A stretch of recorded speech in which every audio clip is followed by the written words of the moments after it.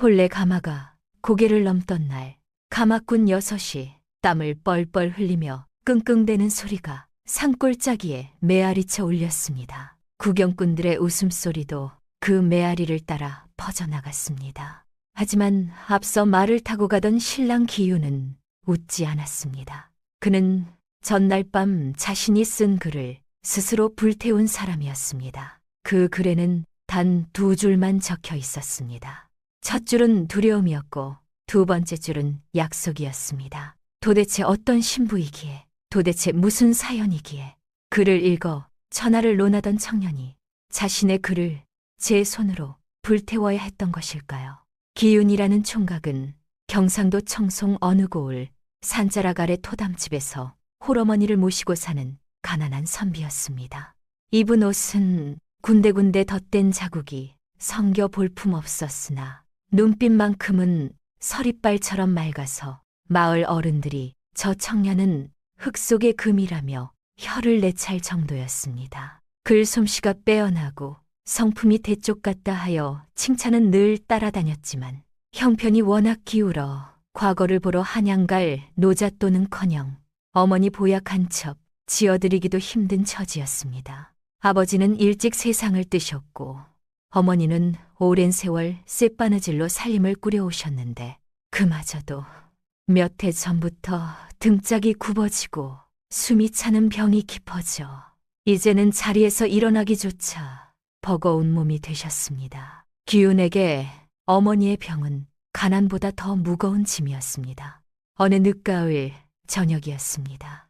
기윤은 바람이 숭숭 드나드는 문틈을 등으로 틀어막고 흐린 호롱불 아래 책을 펼쳤으나 글자가 눈에 들어오지 않았습니다. 아랫목에서 어머니의 기침소리가 끊이지 않고 들려왔기 때문입니다. 기윤은 책을 덮고 부엌으로 나가 물 한 사발을 데워들고 들어갔는데 어머니는 물조차 넘기기 힘드신지 파리한 손으로 아들의 손목을 잡고 미안하다는 말만 되풀이하셨습니다. 기윤은 아무 말도 하지 못하고 그 손을 꼭 쥐었습니다.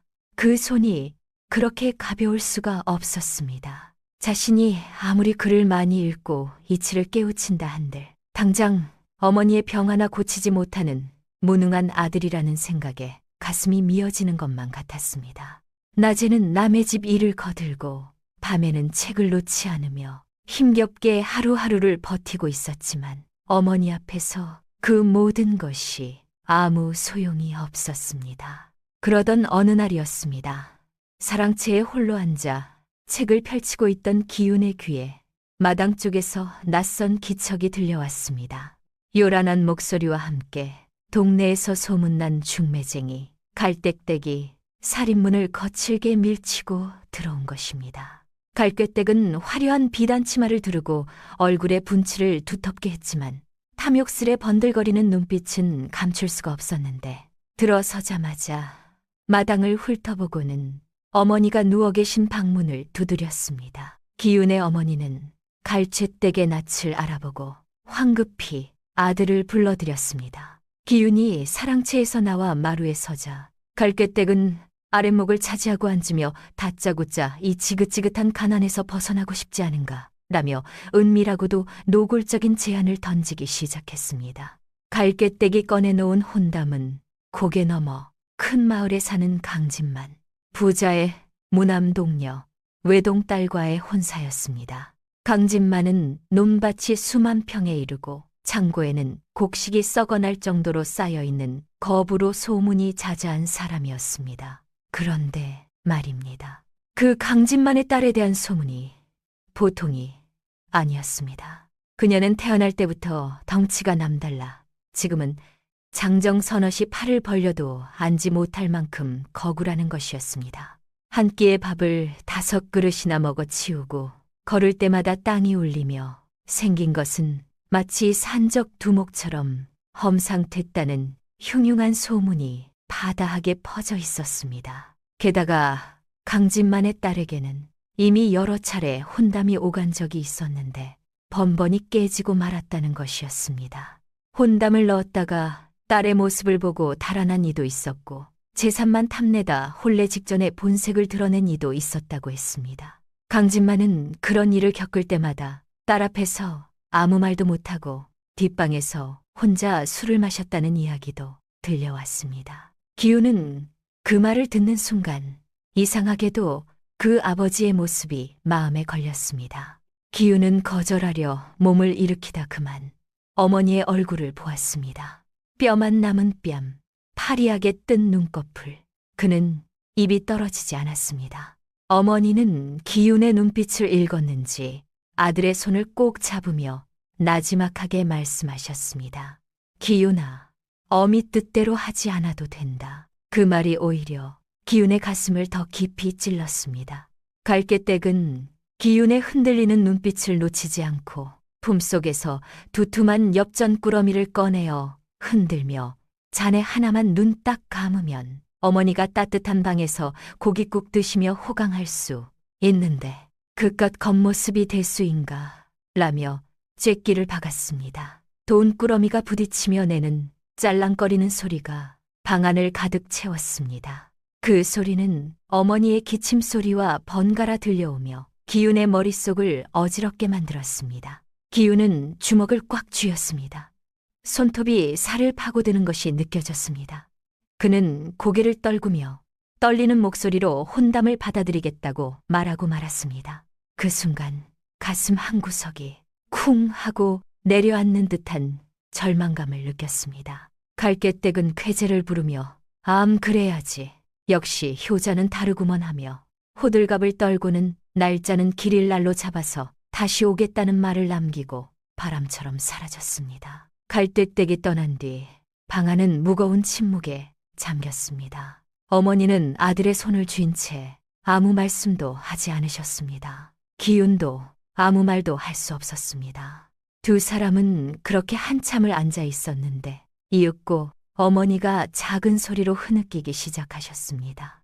기운은 어머니 몰래 부엌으로 나가 다식은 아궁이 앞에 쭈그리고 앉아 하염없이 눈물을 흘렸습니다. 자신이 평생 꿈꿔왔던 단란한 가정과 사랑하는 사람과의 혼인은 이제 물거품이 되었고 오로지 돈 때문에 팔려가는 신세가 되었다는 자괴감이 그를 짓눌렀습니다. 다음 날부터 마을에는 소문이 삽시간에 퍼졌습니다. 우물가마다 입들이 모였습니다. 아이고, 그 잘난 기운이가 돈에 눈이 멀어 곰 같은 여자한테 장가든다네. 밤에 신랑이 깔려 죽지나 않으면 다행이지. 강부전의 재산이 탐나긴 했나 봐라. 온갖 조롱과 비아냥이 난무했습니다. 마을의 왈패 돌쇠는 기운을 만날 때마다 이 새신랑, 그댁 딸이 밥 먹는 숟가락이 산만하다던데 자네 밥그릇까지 뺏기는 거 아닌가 몰라 하며 깐족거렸습니다. 기우는 그 말들을 들을 때마다 쓴웃음을 지었습니다. 하지만 그 웃음 뒤에 감춰진 것은 수치가 아니었습니다. 저 사람들은 아직 아무것도 모른다는 이상하고 외로운 확신이었습니다. 정작 기윤 자신도 무엇을 모르는지는 몰랐지만 어딘가 모르게 그 소문들이 전부가 아니라는 느낌이 떠나지 않았습니다. 어머니는 아들의 결심이 굳어진 것을 알고는 내 병 때문에 네가 귀한 인생을 망치는구나 하며 가슴을 치고 통곡했지만 이미 물은 엎질러진 뒤였고 혼례 날짜는 야속하게도 빠르게 다가왔습니다. 기우는 어머니를 달래며 어머니, 저는 괜찮습니다. 사람의 됨됨이가 중요하지 겉모습이 무엇이 중요하겠습니까? 라고 애써 담담한 척 말했지만 밤마다 잠을 이루지 못하고 천장을 바라보며 한숨 짓는 날이 늘어갔습니다. 소문대로라면 신부는 걸음걸이조차 힘들 정도로 비대하다는데 그런 여인과 한 이불을 덮고 평생을 살아야 한다는 사실이 그에게는 형벌과도 같았습니다. 하지만 어머니가 지어주신 약을 드시고 조금씩 혈색을 되찾는 모습을 보며 그는 이것이 자신이 감당해야 할 몫이라고 억지로 마음을 다독였습니다. 혼례를 며칠 앞두고 강진만 댁에서 예물과 함께 쌀가마니, 살진 고기, 비단 꾸러미가 쏟아져 들어왔습니다. 짐꾼들이 줄을 지어 들어오는 모습에 마을 사람들은 입을 다물지 못했습니다. 그동안 기운을 비웃던 사람들의 눈빛이 조금씩 부러움으로 바뀌기도 했습니다. 하지만 기운은 그 산더미 같은 재물들이 마치 자신의 몸값인 양 느껴져 조금도 기쁘지 않았고, 오히려 그 무게가 어깨를 짓누르는 멍해처럼 다가왔습니다. 기운은 홀레복을 미리 걸쳐보았는데 거울 속에 비친 자신의 모습이 꼭 허수아비 같았습니다. 화려한 옷감은 창백한 얼굴과 대조되어 더욱 슬픈 빛을 띠었습니다. 혼례 전날 밤이었습니다. 집 밖에서는 동네 안악들이 전을 부치고 국을 끓이며 분주히 떠들었지만 기우는 사랑채에 홀로 앉아 붓을 들었습니다. 오늘 밤 그가 쓰기 시작한 것은 경전의 구절도 과거 답안의 초안도 아니었습니다. 기우는 한참을 망설이다 천천히 글을 써 내려갔습니다. 부인, 나는 당신을 두려워합니다. 소문이 사실인지 거짓인지 나는 알지 못합니다. 하지만 당신을 박대하지는 않을 것입니다. 이것만은 약속할 수 있습니다. 다 쓰고 나서 기우는 그 종이를 한참 들여다보았습니다. 그리고 조용히 촛불 위에 가져다 댔습니다.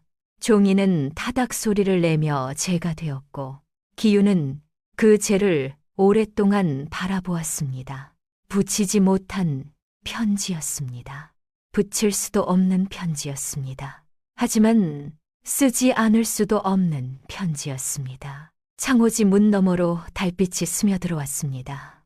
기우는 문을 열고 밤하늘을 올려다보았습니다. 둥근 보름달이 환하게 떠 있었는데 마치 신부의 둥그런 얼굴이 자신을 내려다보는 것만 같아 쏘스라치게 놀라 눈을 감았습니다. 차가운 밤 공기가 뺨을 스치고 지나갔지만 그의 몸은 열병을 앓는 사람처럼 뜨겁게 달아올랐습니다. 과연 내가 그 여인을 아내로 맞아 사랑할 수 있을까? 아니, 사랑은 고사하고 부부로서의 예의라도 지킬 수 있을까? 밤이 깊어가자 마을의 불빛들은 하나둘 꺼지고 사방은 고요해졌지만 기우는 뜬 눈으로 밤을 지새웠습니다. 그는 어머니가 주무시는 방을 살며시 들여다보았는데 어머니는 편안한 얼굴로 잠들어 계셨고 머리맡에는 갈개떼기 두고 간 돈으로 산 꿀단지와 보약이 놓여 있었습니다.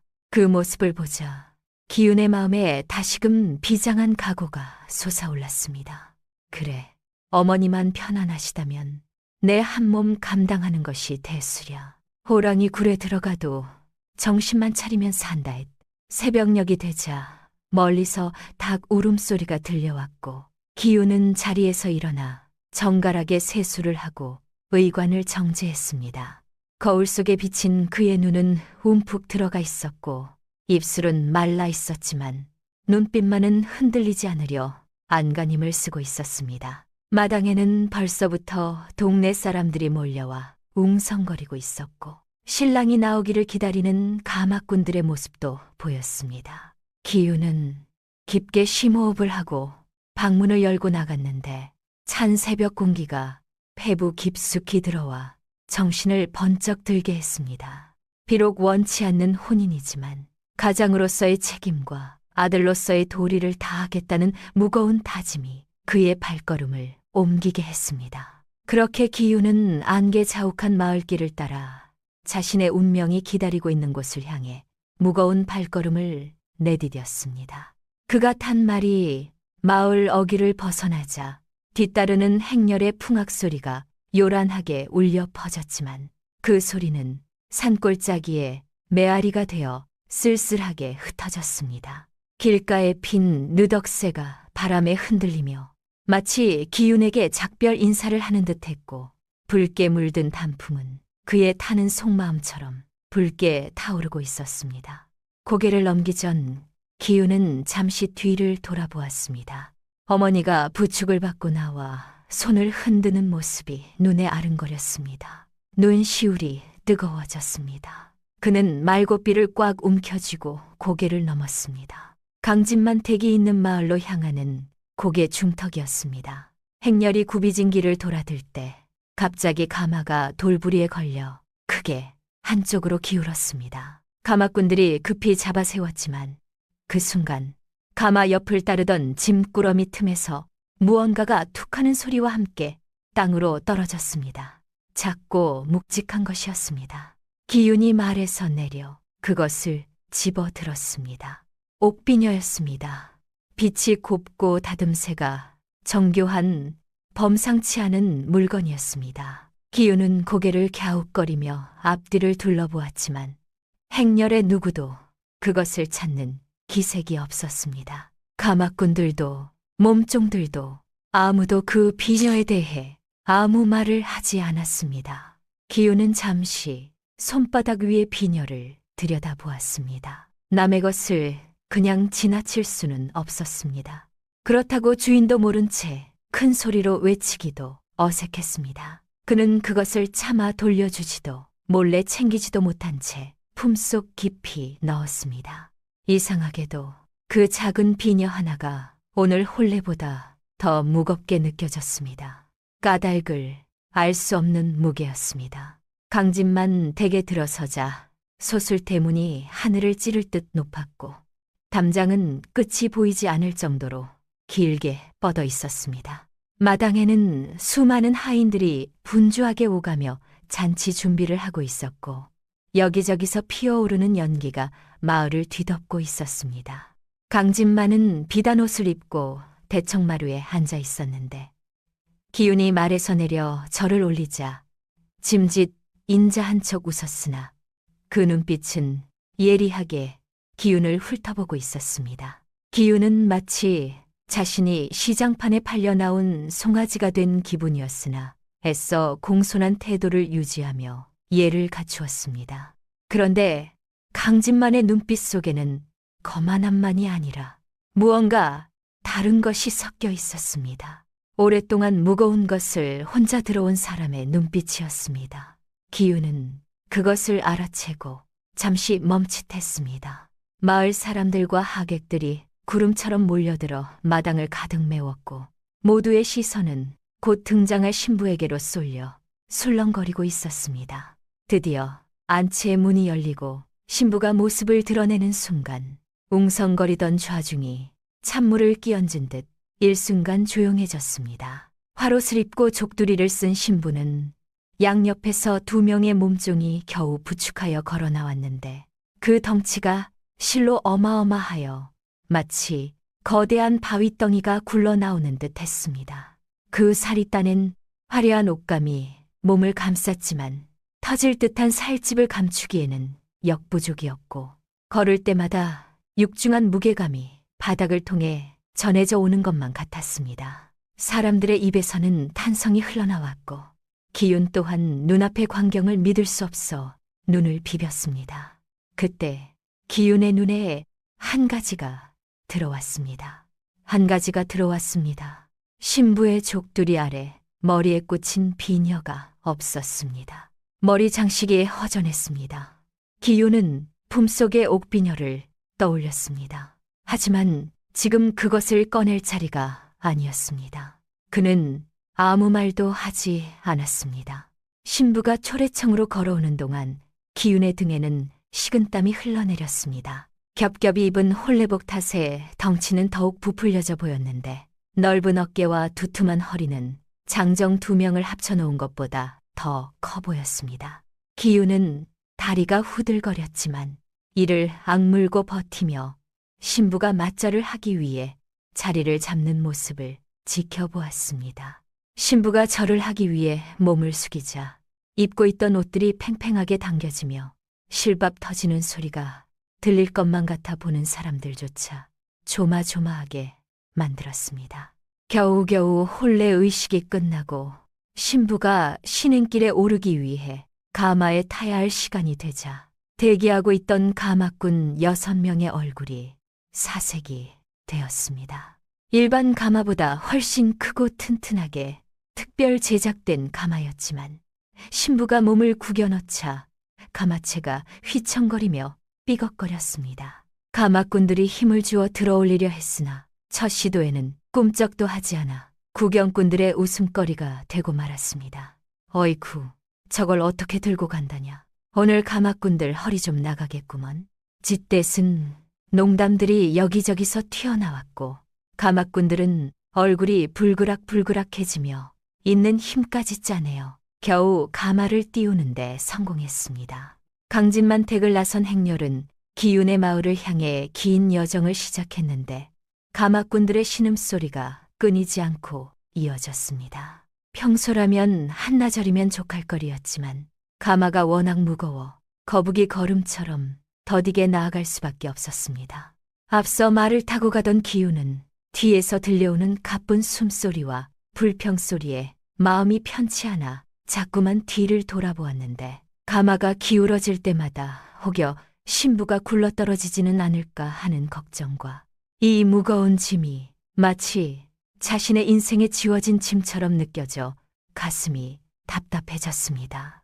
해가 뉘엿뉘엿 넘어갈 무렵이 되어서야 기윤의 마을 어귀에 도착할 수 있었는데 온 동네 사람들이 구경을 하러 나와 입구부터 북새통을 이루었습니다. 마을의 아이들은 나무 위에 올라가 목을 빼고 구경했고 안악들은 담장 너머로 고개를 내밀며 신부의 모습을 보려고 안달이 났습니다. 돌쇠가 제일 앞줄에 나와 팔짱을 끼고 서 있었는데 가마가 들어오는 모습을 보자마자 특유의 깐족거리는 목소리로 야, 저게 가마냐, 쌀창고냐, 가마꾼들, 다리 몽둥이 부러지겠다라고 소리쳐 좌중을 웃음바다로 만들었습니다. 기윤은 그 소리를 들으며 말고삐를 쥔 손에 힘을 주었습니다. 저 웃음소리가 언젠가는 멈출 것이라는 생각이 들었습니다. 언제, 어떻게 멈출지는 몰랐지만 가마가 기윤의 좁은 마당에 들어서자 마당이 꽉 차서 발 디딜 틈조차 없게 되었고 신부가 가마에서 내리는 과정은 그야말로 전쟁터를 방불케 했습니다. 좁은 가마문으로 몸이 끼어 나오지 못해 몸종들이 양쪽에서 잡아당기고 밀고 난리법석을 떨었는데 그 모습이 우스꽝스럽기도 하고 처절하기도 하여 보는 이들의 혀를 내두르게 했습니다. 돌쇠는 낄낄거리며 이 신랑, 오늘 밤에 저 덩치에 깔리면 뼈도 못 추리겠어. 내가 미리 관이라도 짜놓을까라며 기윤의 속을 박박 긁어놓았습니다. 기윤은 모욕감에 얼굴이 화끈거렸지만 묵묵히 신부가 내리는 것을 지켜볼 뿐이었습니다. 신부가 마당에 발을 디디자 묵직한 진동이 느껴지는 듯했고 흙먼지가 피어올라 신발 주위를 감쌌습니다. 기윤의 어머니는 마루에 앉아 며느리를 맞이했는데 신부의 거대한 몸집을 보자 입을 다물지 못하고 충격을 받은 표정이었습니다. 비록 강진만의 재산 덕에 빚은 갚았지만 저런 며느리와 아들이 평생을 살아야 한다고 생각하니 억장이 무너지는 것 같았습니다. 어머니는 떨리는 손으로 가슴을 쓸어내리며 애써 표정 관리를 하려 했지만 눈가에는 어느새 근심 어린 눈물이 고여 있었습니다. 마을 안악들은 서로 옆구리를 찌르며 세상에 소문보다 더한의 그려라며 수군거렸습니다. 마당에 차려진 혼례상 앞에서 다시 한번 절을 올리는 순서가 되었는데 신부가 몸을 굽힐 때마다 입고 있는 화롯이 팽팽하게 당겨졌습니다. 기윤은 깡마른 체구라 옆에 선 신부와 비교되어 더욱 왜소해 보였는데 마치 거대한 바위 옆에 선 갈대 한 폭이 같았습니다. 기윤은 술잔을 따르는 손이 떨리지 않도록 온 신경을 집중했지만 신부의 거친 숨소리가 귓가를 때릴 때마다 정신이 아득해지는 것을 느꼈습니다. 신부는 한삼 자락 뒤에서 아무런 말도 없이 그저 거친 숨만 몰아쉬고 있었습니다. 혼례식이 끝나고 마을 잔치가 벌어졌습니다. 그런데 말입니다. 신부는 의외로 음식에는 손도 대지 않고 망부석처럼 자리에 앉아만 있었는데 그 모습이 더욱 위압적이고 답답하게 느껴졌습니다. 사람들은 음식을 먹으면서도 시선은 온통 신부에게 고정되어 있었고 신부가 젓가락을 들기라도 하면 얼마나 먹나 보려고 숨을 죽이고 지켜보았습니다. 돌쇠는 술에 거나하게 취해 오늘 밤 신방에서 바닥이 꺼진다에 내 돈 전부를 건다라며 떠들어댔고 어른들이 혀를 차며 말렸지만 그의 주정은 멈출 줄을 몰랐습니다. 기유는 하객들에게 술을 따르며 인사를 다녔지만 마음은 콩밭에 가 있는 듯 멍한 상태였습니다. 그는 웃고 있어도 웃는 것이 아니었고 속으로는 다가올 밤이 영원히 오지 않기를 바랄 뿐이었습니다.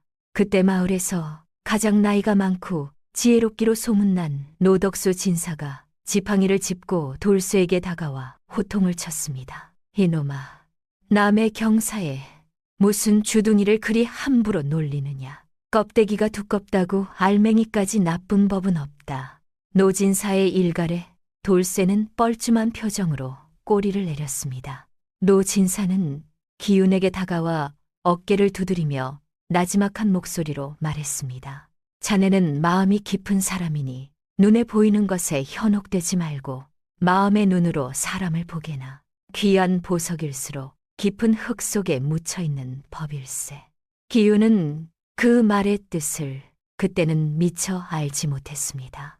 해는 야속하게도 서산 너머로 붉은 꼬리를 감추며 사라졌고 어둠이 깔리기 시작하자 마당 곳곳에 횃불이 밝혀졌습니다. 불빛에 비친 신부의 그림자는 혼자 마당 전체를 덮을 만큼 거대하게 일렁거렸습니다. 기윤에게는 그 형체가 마치 자신을 집어삼키려는 괴물의 그림자처럼 보였습니다. 밤이 깊어지자 손님들은 하나둘 돌아갔습니다. 신부는 몸종들의 부축을 받아 안방으로 들어갔고 기윤은 사랑채에서 마음을 다잡으려 애썼습니다. 늦가을의 차가운 바람이 문풍지를 울리며 우웅 소리를 냈습니다. 그때 강진만 댁에서 따라온 늙은 유모가 기윤에게 다가와 조용히 말을 건넸습니다. 신랑 도련님, 잠깐 들으십시오. 유모는 주위를 살핀 뒤 목소리를 낮추었습니다. 우리 오견 아기 씨는 이 혼례가 두렵습니다. 하지만 두려움보다 더 큰 것이 있어서 이 자리에 섰습니다. 부디 겉모습에 놀라지 마시고 찬찬히 속을 들여다봐 주십시오. 기윤은 그 말에 눈빛이 흔들렸습니다. 두려움보다 더 큰 것이라니. 유모는 더 이상 말을 잇지 않고 물러갔습니다. 기윤은 어머니가 계신 방 쪽을 향해 마음속으로 다짐했습니다. 이 모든 치욕과 두려움을 견뎌내고 반드시 집안을 일으키겠습니다. 그리고 떨리는 손으로 옷매무새를 가다듬고 사랑채를 나섰습니다. 마당을 가로질러 안채로 가는 발걸음은 천근만근 무거웠고 신방 문 앞에 다다르자 심장 소리가 북소리처럼 크게 울렸습니다. 문 안쪽에는 거대한 그림자가 미동도 없이 앉아있는 것이 보였습니다. 기윤은 마른 침을 삼키며 문고리를 잡았습니다. 담장 너머에서는 돌쇠와 동네 건달몇이 킬킬거리며 숨죽이고 있는 기척이 느껴졌습니다. 그들은 야, 조용히 해. 얼마나 대단한 구경거리인지 한번 보자고라며 소곤거렸고 그들의 비열한 웃음소리가 바람을 타고 희미하게 들려왔습니다. 기윤은 그들의 존재를 눈치챘지만 쫓아낼 여력조차 없었습니다.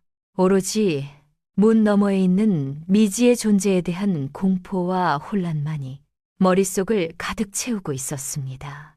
그는 깊게 숨을 들이마시고 마침내 문을 드르륵 열었습니다. 방 안은 따뜻한 온기가 감돌았지만 기윤에게는 숨이 턱 막히는 압박감으로 다가왔습니다. 윗목에는 신부가 벽을 등지고 앉아 있었는데 족두리를 쓴 머리가 천장에 닿을 듯했고 펼쳐진 치마폭은 아랫목까지 덮을 정도로 넓었습니다. 촛불이 일렁이며 그녀의 그림자를 더욱 기괴하게 만들었고 방 안에는 침이 넘어가는 소리조차 들릴 정도로 무거운 정적이 흘렀습니다. 기윤은 조심스럽게 방 안으로 들어서며 등 뒤로 문을 닫았고 그 소리와 함께 세상과 단절된 채 오직 두 사람만이 남게 되었습니다.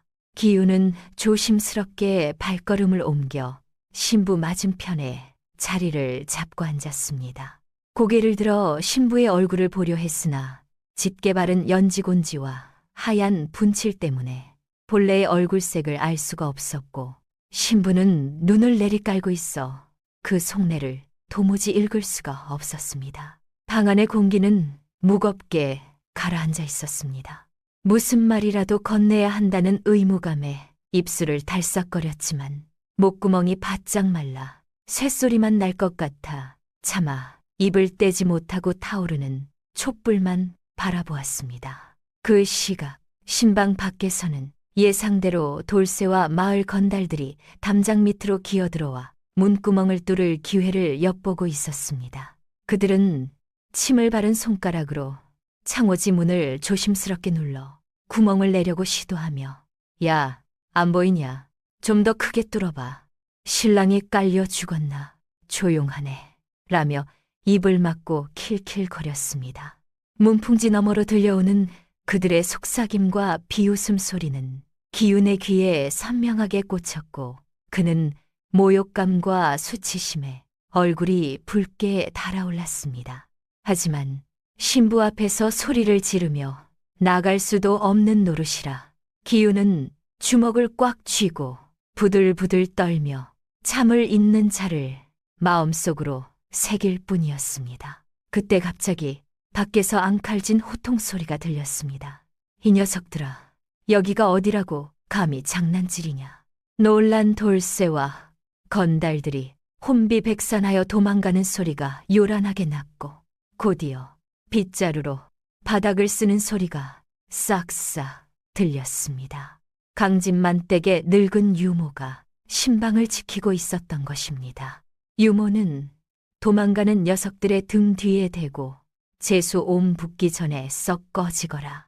남의 귀한 첫날 밤에 무슨 짓거리들이냐 라고 다시 한번 소리치며 주변을 정리했습니다. 덕분에 밖은 다시 조용해졌지만 기윤은 밖에서 들려온 소동 때문에 더욱 민망하여 고개를 들 수가 없었습니다. 잠시 후 유모가 문 밖에서 나지막하지만 뼈가 있는 목소리로 방 안을 향해 말을 건넸습니다. 신랑 도련님, 밖은 제가 지킬 테니 걱정 마시고 편안히 계시지요. 기윤은 짧게 알겠소 라고 대답하며 마음을 다시 가다듬었습니다. 기윤은 떨리는 손으로 상위에 놓인 술잔을 채웠습니다. 술이 차오르는 맑은 소리가 방 안의 정적을 깼습니다. 밤이 깊었으니 이 술 한 잔 드시고 긴장을 푸시지요. 목소리가 미세하게 떨렸지만 최대한 다정하게 말하려 애썼습니다. 신부는 잠시 머뭇거리다 소매 속에서 손을 꺼내 술잔을 잡았습니다. 그런데 기윤은 그 순간 신부의 손이 생각보다 작고 고와서 거대한 몸집과 왠지 어울리지 않는다는 묘한 이질감을 느꼈습니다. 신부는 한 번에 술을 들이켜고 다시 소매 속으로 손을 감추었습니다. 기윤도 연거푸 2잔을 마시고 나서야 가슴에 맺힌 응어리가 조금 내려가는 듯 했습니다. 그래, 이미 엎질러진 물이다. 내 아내가 된 이상 내가 책임져야 하지 않겠는가. 생김새가 남다르다고 박대한다면 그것이야말로 선비의 도리가 아니다. 그는 스스로를 채찍질하며 결심을 굳힌 듯 자리에서 일어나 신부에게 한 걸음 다가갔습니다. 부인, 겹겹이 입은 옷이 무겁고 더울 터이니 이제 그만 겉옷을 벗고 편히 쉬십시다. 기윤은 최대한 정중하게 말하며 신부 가슴께의 옷고름을 향해 손을 뻗었습니다. 팽팽하게 당겨진 고름을 잡아당겨 매듭을 풀자 툭 하는 소리와 함께 두꺼운 화롯이 양옆으로 벌어졌습니다. 그런데 화롯 안에는 또 다른 두꺼운 비단 저고리가 입혀져 있었고 치마 또한 몇 겹인지 알 수 없을 정도로 두툼하게 둘러져 있었습니다. 기윤은 당황하여 눈을 크게 떴지만 신행길에 찬바람을 막기 위해 껴입었으려니 생각하고 땀을 뻘뻘 흘리며 무거운 화롯을 벗겨내기 시작했습니다.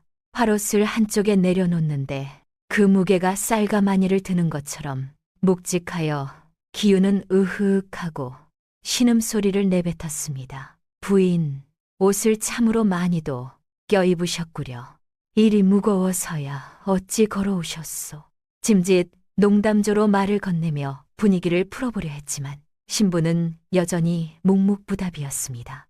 두 번째 겹옷을 벗기는데 손에 닿는 느낌이 사람의 살결이 아니라 딱딱하고 뭉툭한 물체의 느낌이 났습니다. 옷을 움직일 때마다 절그럭거리는 미세한 소리도 들렸습니다. 이게 무슨 소리지?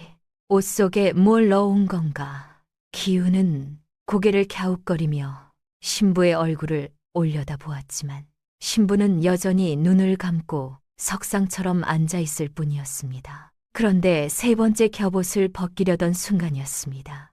그때까지 단 한마디도 하지 않던 신부가 갑자기 아주 작게 하지만 또렷하게 말했습니다. 서방님, 떨고 계시는군요. 기우는 손을 멈췄습니다.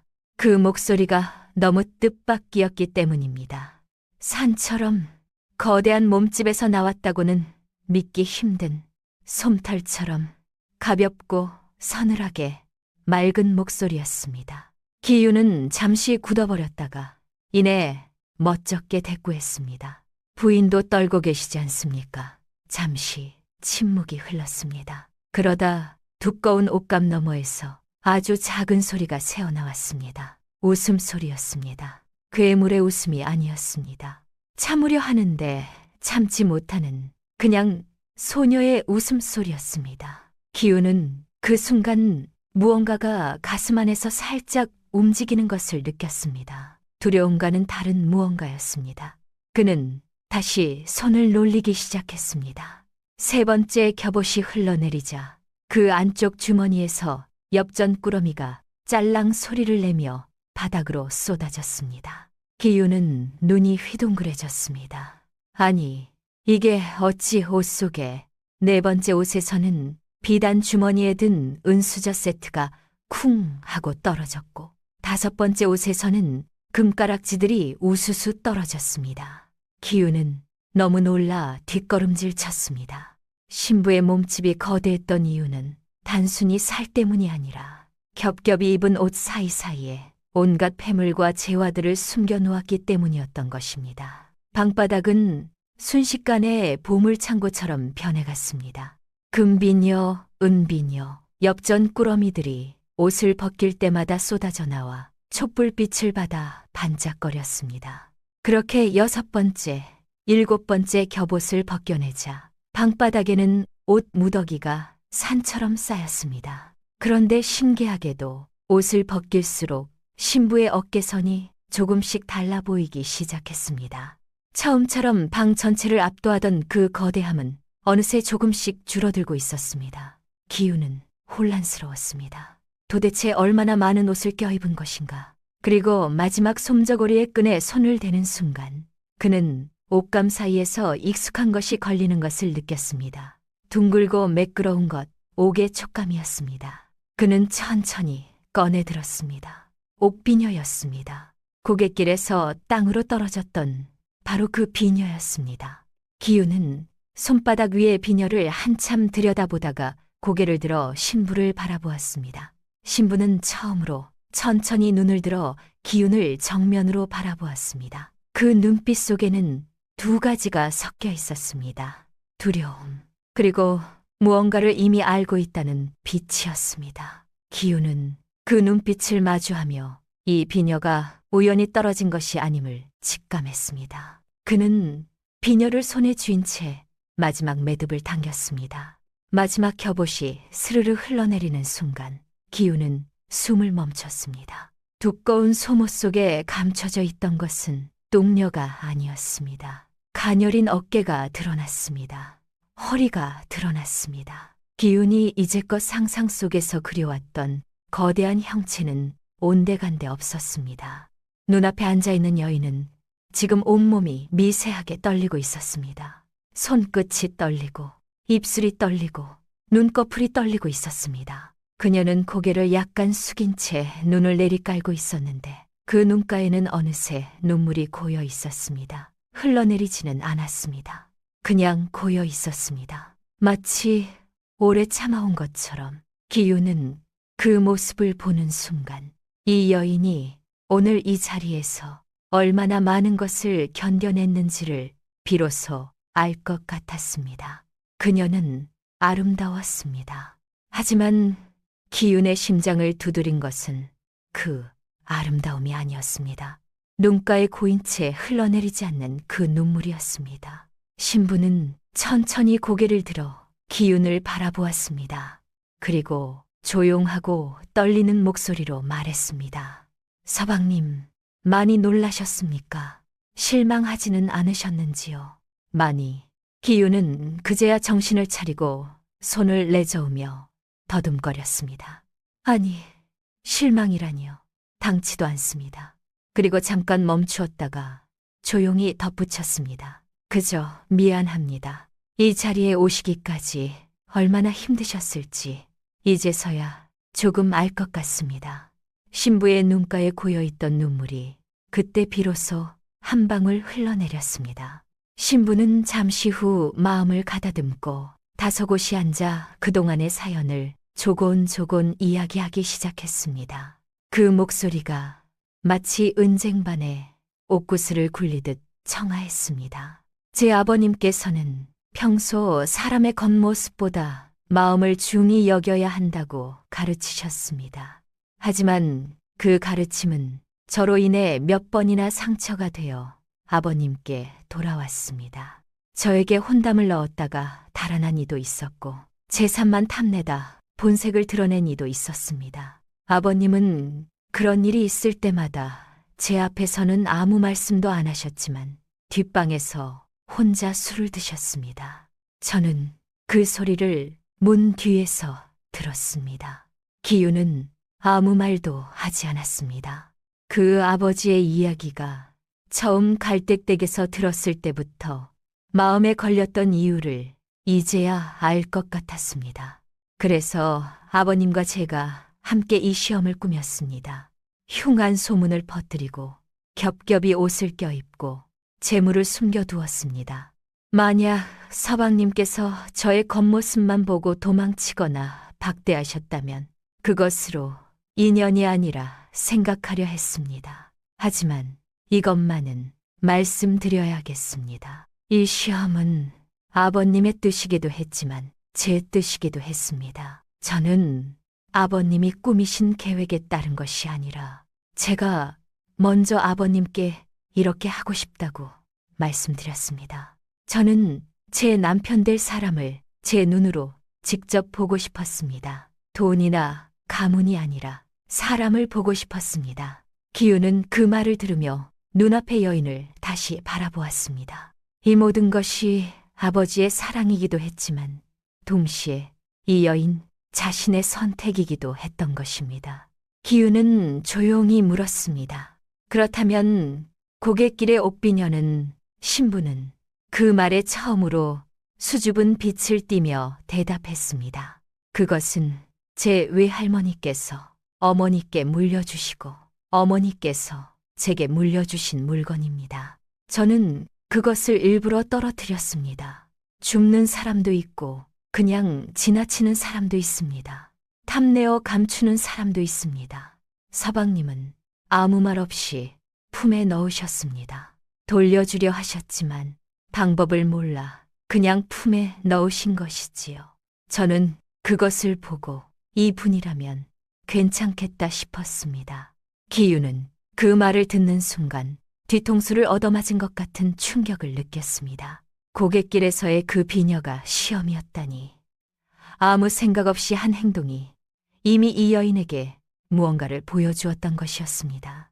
이 옷 속에 숨겨온 재물들은 사방님의 그 마음씨에 대한 보답이자 홀로 계신 시어머니를 편히 모시고 사방님이 글 공부에 전념하실 수 있도록 준비한 저의 혼수입니다. 신부의 설명에 기유는 가슴 한구석이 찡해지며 뜨거운 감동이 밀려왔습니다.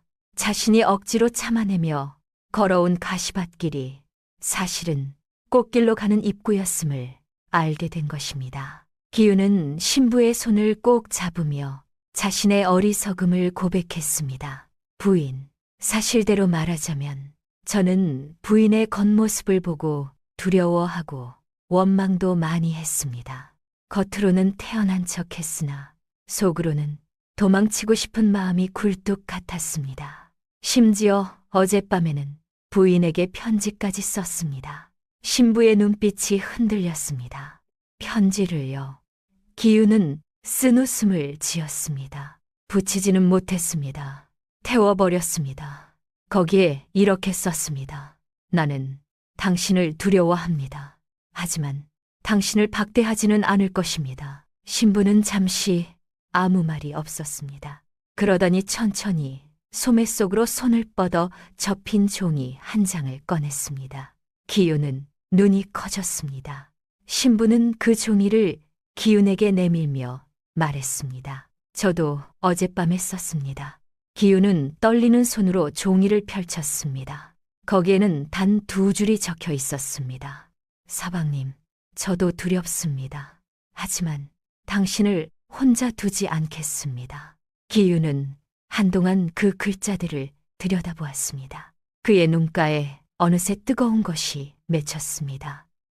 두 사람은 서로를 바라보며 같이 웃었습니다. 붙이지 못한 2통의 편지, 같은 밤에 쓴 같은 두려움을 담은, 같은 다짐을 담은 편지였습니다. 그 밤 두 사람은 밤이 깊어가는 줄도 모르고 서로의 마음을 확인하며 부부로서의 첫 정을 깊이 나누었습니다. 한편 신방 밖에서 귀를 쫑긋 세우고 있던 돌쇠와 건달들은 방 안에서 들려오는 소리에 고개를 갸웃거리고 있었습니다. 당연히 신랑의 비명소리나 바닥이 꺼지는 쿵쿵 소리를 기대했건만 들려오는 것은 엽전이 부딪히는 짤랑거리는 소리와 도란도란 나누는 낮은 말소리뿐이었습니다. 돌쇠는 야, 이게 무슨 소리냐 하며 귀를 더 바짝 댔지만 유모가 지키고 서 있는 통에 더 이상 가까이 갈 수가 없었습니다. 그들은 혹시 신랑이 벌써 깔려서 기절한 거 아니냐 하며 자기들끼리 쑥덕거리다가 재미없는 상황에 실망하여 하나둘씩 하품을 하며 흩어졌습니다. 다음 날 이른 아침이었습니다. 마당에는 아침 일찍부터 돌쇠를 비롯한 마을 사람들이 하나 둘씩 모여들었습니다. 모두들 신랑이 어떤 몰골로 나오나 밤새 무슨 소동이 있었나 보려는 것이었습니다. 돌쇠는 여느 때처럼 제일 앞에 서서 야, 오늘 아침에 기운 꼴 좀 보자. 반쯤 죽어 있을 걸 하며 떠들고 있었습니다. 그런데 그때였습니다. 안채 창문 틈으로 안을 들여다본 돌쇠의 얼굴이 갑자기 굳었습니다. 킬킬거리던 웃음도 사라졌습니다. 꼼짝도 하지 않았습니다. 옆에 있던 친구가 야, 돌쇠야, 왜 그래? 하고 물었지만 돌쇠는 창에서 눈을 떼지 못한 채 아무것도 아니야. 그냥 아무것도 아니야 라고만 중얼거렸습니다. 그 이상한 표정에 마당에 있던 사람들이 술렁거리기 시작했습니다. 드디어 방문이 열리고 기훈이 의젓한 모습으로 마루에 나섰습니다. 돌쇠는 어이구 신랑 살아있었네. 허리는 괜찮은가 하며 습관처럼 비아냥거렸고 사람들이 와하 웃음을 터뜨렸습니다. 하지만 그 웃음소리는 곧이어 신부가 모습을 드러내는 순간 딱 끊어지고 말았습니다. 기훈의 뒤를 따라 나온 여인은 어제의 그 뚱녀가 아니었습니다. 눈부시게 고운 한복을 입고 흑발을 단정히 빗어넘긴 마을에서 한 번도 본 적 없는 여인이 사뿐히 걸어 나오고 있었습니다. 마당에 모인 사람들은 마치 약속이라도 한 듯 입을 딱 벌리고 침묵에 빠졌습니다. 아무도 웃지 않았습니다. 아무도 아무 말도 하지 않았습니다. 그 침묵 속에서 돌쇠는 어제 자신이 했던 말들을 떠올렸습니다. 그는 얼굴이 천천히 붉어지기 시작했습니다. 마을 안악들도 서로의 얼굴을 바라보았습니다. 누구도 먼저 입을 열지 않았습니다. 그 침묵이 어떤 말보다 더 많은 것을 말하고 있었습니다. 기훈은 당당한 목소리로 사람들에게 외쳤습니다. 모두들 보시오. 이 사람이 내 아내 강진만 어른의 따님이요.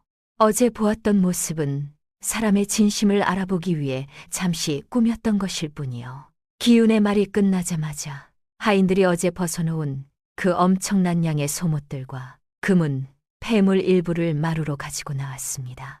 산더미처럼 쌓인 옷들과 반짝이는 재물을 본 사람들은 그제야 모든 것이 강진만의 지혜로운 시험이었음을 깨닫고 탄성을 질렀습니다. 아이고, 우리가 겉모습만 보고 사람을 잘못 봤구먼. 기훈이가 복을 받아도 단단히 받았네. 하지만 기훈은 그 탄성보다 방금 전의 침묵이 더 마음에 들었습니다. 사람들이 어제 자신을 부끄럽게 여기는 그 침묵이 돌쇠는 슬금슬금 뒷걸음질을 쳤지만 기훈이 그를 불러 세웠습니다. 돌쇠야, 자네도 이리 와서 아침이나 들고 가게. 자네 덕분에 내가 긴장하지 않고 혼례를 잘 치렀네. 기훈의 너그러운 한마디에 돌쇠는 머리를 긁으며 기어들어가는 목소리로 미안하네, 기훈이. 내가 눈이 삐었었나 보네. 정말 축하하네.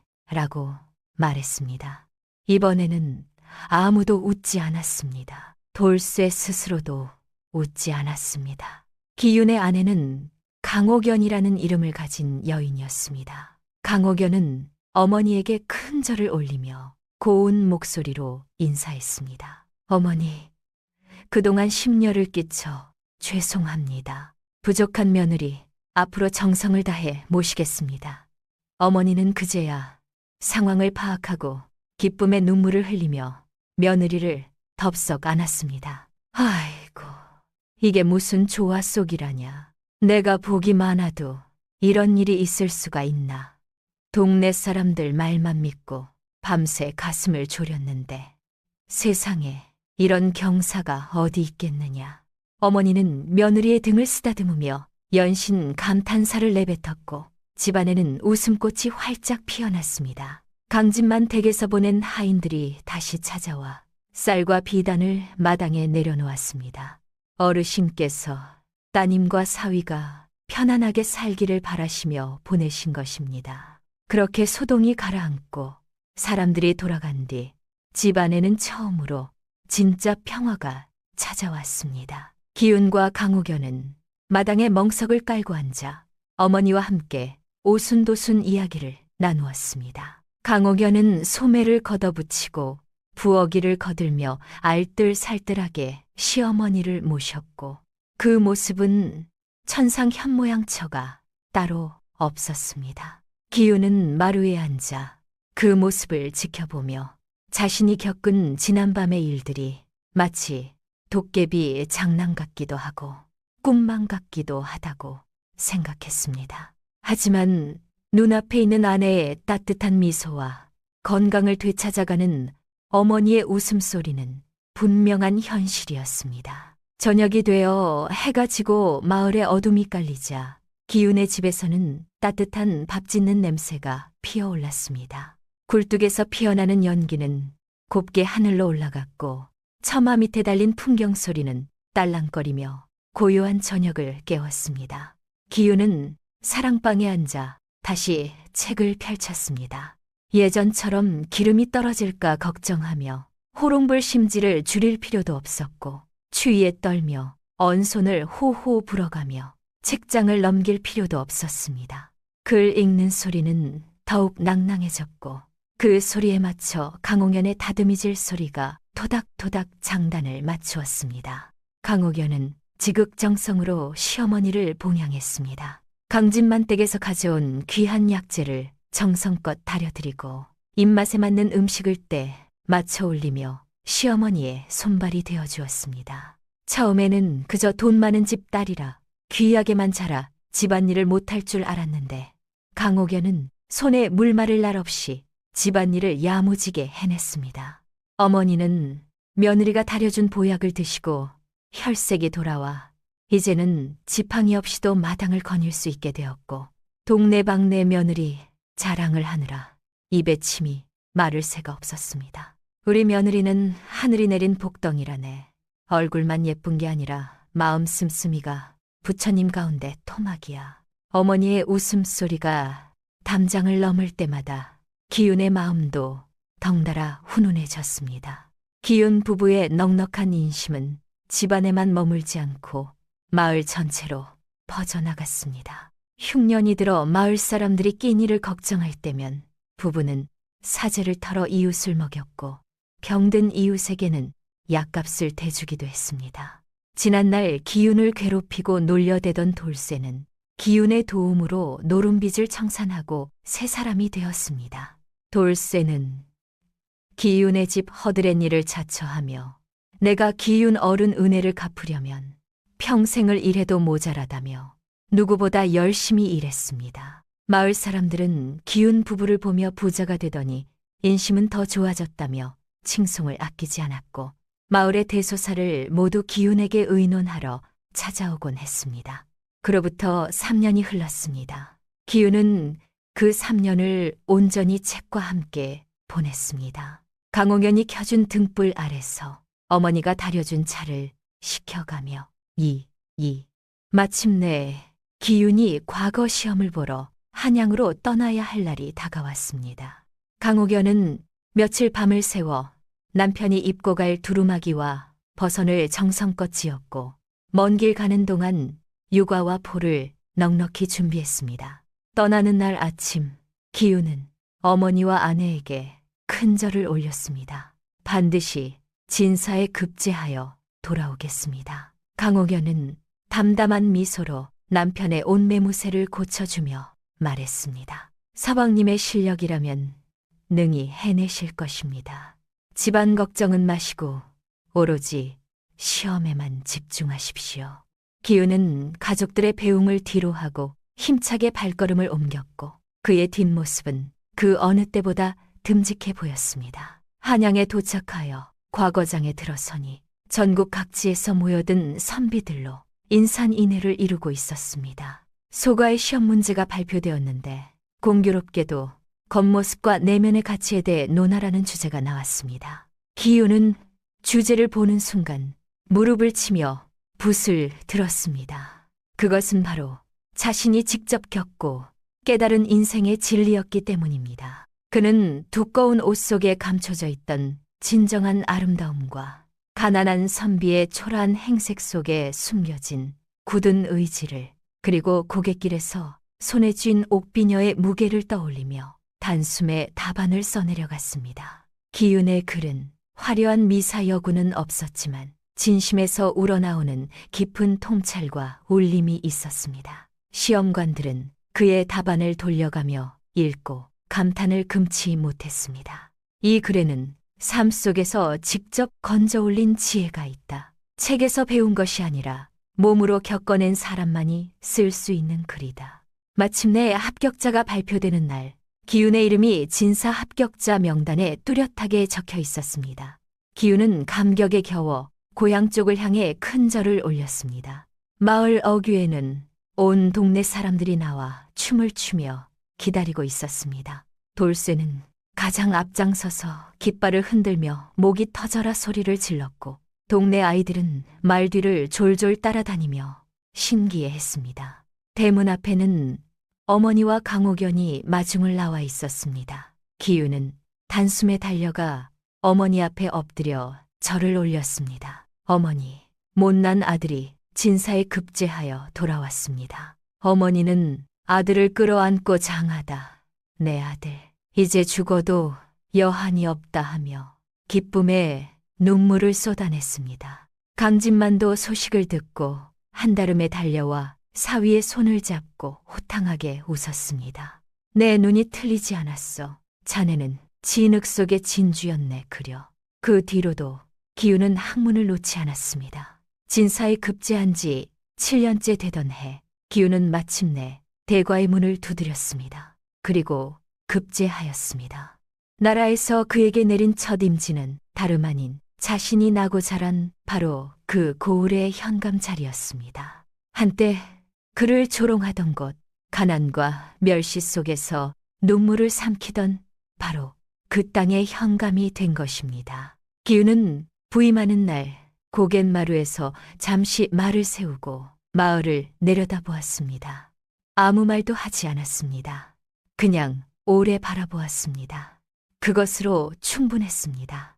기윤과 강옥연 사이에는 자식들이 태어나 집안을 더욱 화기애애하게 만들었고, 기윤의 어머니는 손주들의 재롱을 보며 천수를 누리다 편안히 눈을 감았습니다. 기윤은 현감으로서 항상 겉모습보다는 사람의 마음을 살피는 정치를 했고, 가난하고 소외된 이들을 돌보는데 앞장섰습니다. 그의 대문은 늘 열려 있어 지나가는 나그네들도 쉬어갈 수 있는 쉼터가 되었습니다. 잔치가 끝나고 고요해진 밤에 기윤 부부는 마루에 나란히 앉아 밤하늘을 올려다보았습니다. 둥근 보름달이 환하게 마당을 비추고 있었고, 풀벌레 소리가 정겹게 들려왔습니다. 달빛 아래 강옥연의 머리에는 그날 고갯길에서 떨어졌던 옥비녀가 곱게 꽂혀 있었습니다. 기윤은 그 비녀를 보았습니다. 아무 말도 하지 않았습니다. 그냥 보았습니다. 그러다 조용히 물었습니다. 부인, 기억나시오? 혼례 전날 밤에 쓴 그 편지. 강옥연은 부채로 입을 가리고 고운 웃음소리를 냈습니다. 어찌 있겠습니까? 저도 그날 밤 서방님께서 그런 편지를 쓰고 계실 거라고는 생각지 못했습니다. 기윤은 빙그레 웃으며 말했습니다. 나는 그 편지를 태우면서 두려움을 묻어버리겠다고 생각했습니다. 그런데 부인이 같은 두려움을 담은 편지를 품고 계셨더군요. 강옥연은 고개를 끄덕이며 말했습니다. 두려움을 혼자 감추는 것보다 같이 두려워하는 것이 더 용감한 것이라고 저는 생각합니다. 서방님도 그렇지 않으셨습니까? 기윤은 그 말에 아무런 대꾸도 하지 않았습니다. 그저 강옥연의 손을 꼭 쥐었습니다. 기윤은 그 비녀를 볼 때마다 사람의 마음도 함부로 지나치지 말아야 한다는 것을 떠올렸습니다. 그것은 그 어떤 경전의 구절보다 그의 마음 깊은 곳에 새겨진 가르침이었습니다. 그 옥비녀는 훗날 강옥연이 자신의 딸에게 물려주었습니다. 딸에게 이것을 건네며 강옥연은 이렇게 말했습니다. 사람을 볼 때는 눈으로 보지 말고 손끝으로 보거라. 줍는 손인지, 그냥 지나치는 손인지, 탐내는 손인지, 손끝에 그 사람의 마음이 담겨 있단다. 이야기는 어느덧 끝자락에 다다랐습니다. 옛날 그 경상도 산골 마을, 기윤과 뚱뚱한 신부의 이야기는 입에서 입으로 전해져 전설이 되었습니다. 사람들은 겉모습에 현혹되지 않고 진심을 볼 줄 알았던 기윤의 지혜와 사람을 시험하기 위해 기꺼이 흉한 모습을 자처했던 강옥연의 용기와 지혜를 오래도록 기억했습니다. 그리고 누군가 겉모습만 보고 사람을 판단하려 할 때면 마을 노인들은 혀를 차며 이렇게 말하곤 했습니다.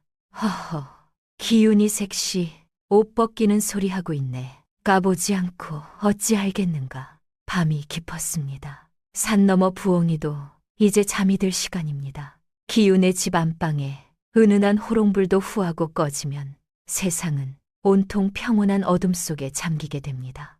오늘 밤 여러분의 꿈속에도 겉모습보다는 마음이 고운 사람들이 찾아와 따뜻한 이야기를 나누기를 바랍니다. 거친 껍질 속에 달콤한 과육이 숨어 있듯이 우리네 삶 곳곳에도 아직 발견하지 못한 보석 같은 행복이 숨겨져 있을지 모릅니다. 부디 마음의 눈을 크게 뜨고 그 행복을 찾아보시길 바랍니다. 그러면 오늘 이야기는 여기서 마치고 이만 물러가겠습니다. 입을 꼭 덮으시고 편안하고 따뜻한 밤 보내시길 바랍니다. 잘 자요.